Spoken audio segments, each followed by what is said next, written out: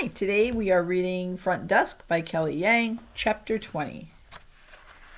I ran up the stairs 2 at a time, holding the book from the library, the one with the essay contest printed out in it.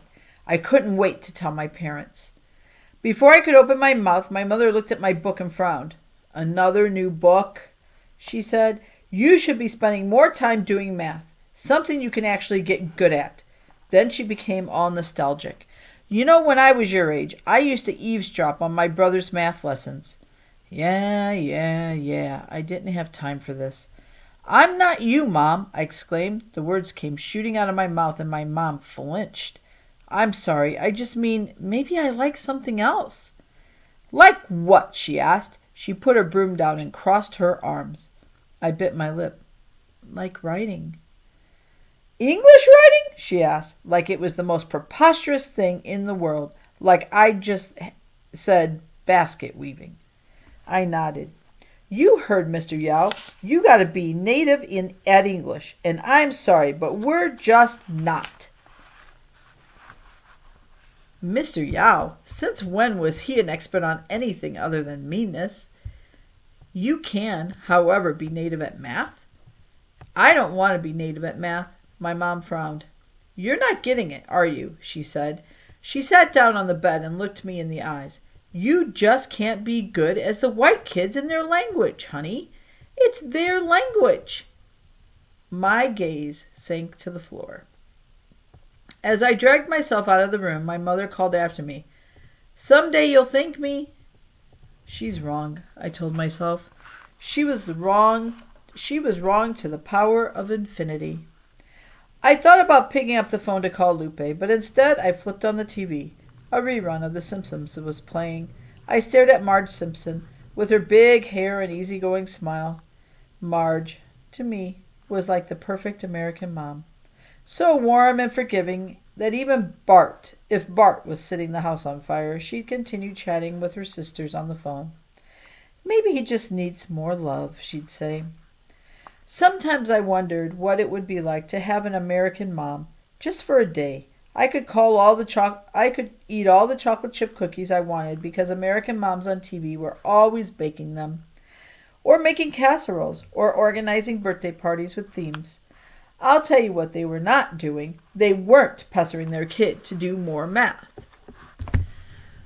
Whatever, I'd show her. She didn't even have to know about the essay contest. One day, it'd just be like, "Hey, can you pass the chopsticks? Oh, and by the way, I want a motel." Mr. Yao's car roared into the motel and interrupted my daydreaming. I flipped off the TV as he and Jason walked up to the front office. "It's important, son, that you understand every part of the family business," Mr. Yao said to Jason as they stepped in. "But I don't understand why we have to do this now," Jason protested. "Do what now?" I asked. "Me." Mr. Yao lifted up the front desk divider so that he and Jason could join me behind the desk. "Today, Jason's going to do your job," Mr. Yao announced. "He's going to check customers in." You've got to be kidding me. Jason was not a natural checker-inner. For one, he didn't have good customer service skills like me.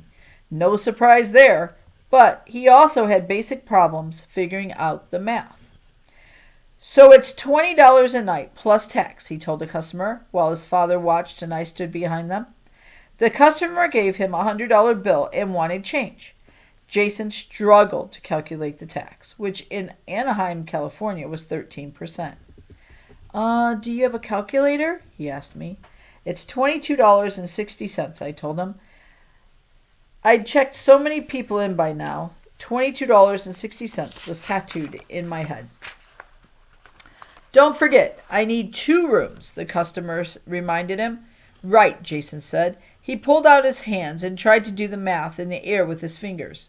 "So that's 2 times 22, 2260, Mr. Yao yelled. "You can't figure out what that is?" "Hang on, just give me a second," Jason said. He bit his lip. "You got to carry the 1 and then add the—" Mr. Yao shook his head and stomped into the manager's quarters. After Jason finally figured out the math and gave the customer his keys, we went to find his father. He was in the kitchen. "I did it. I checked in my first customer," Jason told his dad proudly. His father didn't say anything. "Well, how'd I do?" Jason asked.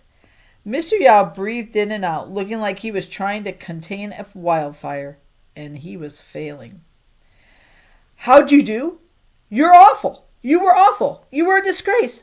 All that using your fingers to do math? What are you, 5?" Jason's face turned beet red.